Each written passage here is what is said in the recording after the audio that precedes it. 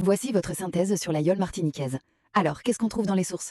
Eh bien, elle nous parle de cette embarcation unique, de sa navigation assez dingue, de la fameuse course, le Tour des Yoles, et puis des défis, pour garder ce savoir-faire ancestral qui est même reconnu par l'UNESCO. Premièrement, sa conception.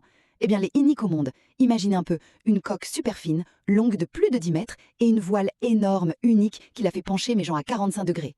Le truc, c'est l'équipage, une quinzaine de personnes qui se mettent sur ces fameuses perches mobiles, les bois dressés, pour faire contrepoids. Et ça file. On parle de plus de 37 km/h. C'est fou pour ce type de bateau. Deuxièmement, le Tour des Yoles. Ah ça, c'est pas juste une course, c'est l'événement. Pensez, toute l'île qui vibre pendant 8 jours, chaque été depuis 85. À chaque étape, c'est la fête, une ambiance de folie. C'est là qu'on voit des champions, des légendes comme Félix Mérine. 11 victoires quand même.